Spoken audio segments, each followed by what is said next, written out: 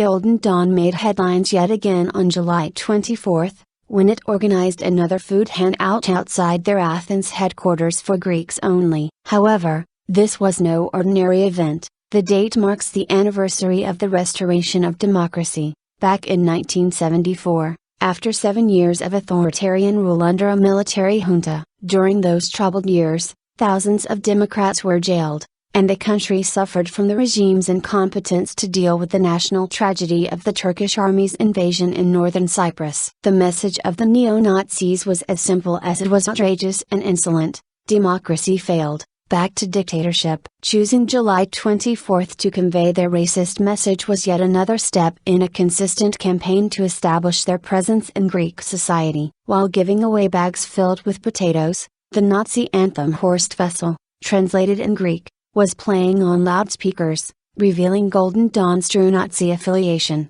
which it has denied so many times in public. The not so long ago marginal political formation with the extreme agenda succeeded not only to grow in opinion polls and influence the political discussion in crisis-hit Greece, but even to dominate the discussion on certain topics like migration, and it's now taking advantage of every occasion in order to expand its influence. Many argue that the return to reactionary politics is a normal tendency during social turbulence. In the same vein, the Greek governments throughout the crisis have not only strengthened anti-migration laws, but they have changed their overall philosophy from social welfare to policing. When it comes to curing social problems, there are a few strong illustrations of that shift in attitude. Instead of funding anti-drug services, the state preferred to detain drug users in camps outside Athens during the winter. Instead of providing protection to immigrants and refugees, the police arrest and deport anyone without papers, even refugees from Syria.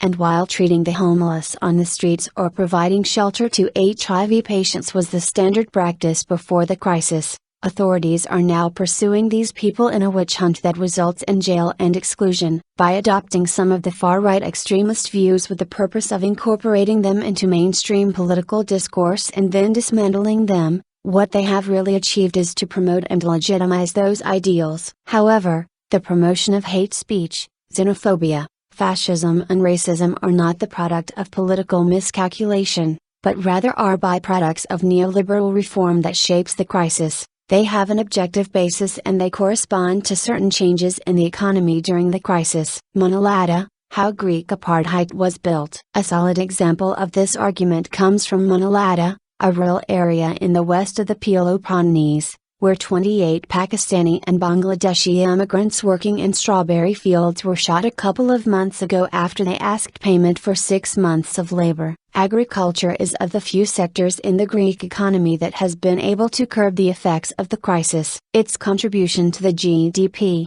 estimated at 3.5% in 2009 and 4.1% in 2012, show a significant improvement in exports. These figures of growth should inspire hope in a country that has lost a quarter of its GDP in 6 years, but they don't, and the reason is because they're the product of an inhumane system of production. According to Professors Apostolios Papadopoulos and Charalambos Gasimas, farming was largely a family activity that involved nearly half of the population until the 1980s, when the agricultural sector started modernizing. The intensive usage of machines, a turn to massive production of seasonal agriculture and a change in its social structure, turning from the family to paid immigrant labor, were its core characteristics. Industrialization and the service economy led to urban flight, leaving much of Greece's agricultural sector barren. It was Eastern European immigrants who revived Greece's agricultural economy during the 90s,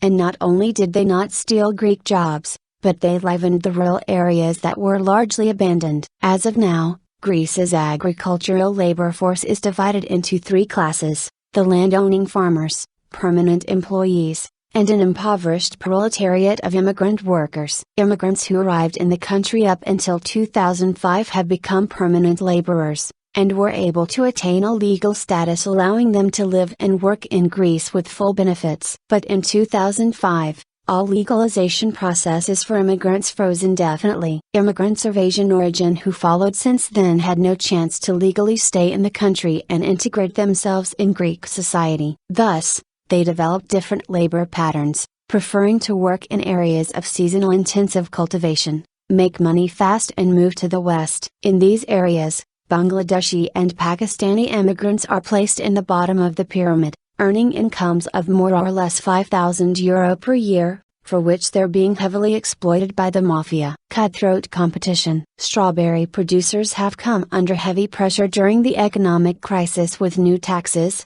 higher electricity bills, transport and raw material costs. As a result, they are transferring this pressure to the weaker link in the production chain, the unregistered illegal immigrants. Cheap undeclared labor keeps production costs low, contributing to the competitiveness of Greek agriculture in the international market. Minolata is not an isolated phenomenon, it is a typical example of the structure of agricultural production in some parts of the country. And it's not just farming. According to a paper by the Research Institute of the Confederation of Labor Unions, INCSE, 38.4% of undeclared labor in all sectors work in undefined conditions. There have been complaints of terrible labor conditions similar to those of Minolata both in the industrial and tourist sectors. It should not come then as a surprise that when a certain part of the population condones practically slave-like conditions of another segment of the population, an inhumane ideology arises, like that of Golden Dawn. Parties like the Golden Dawn,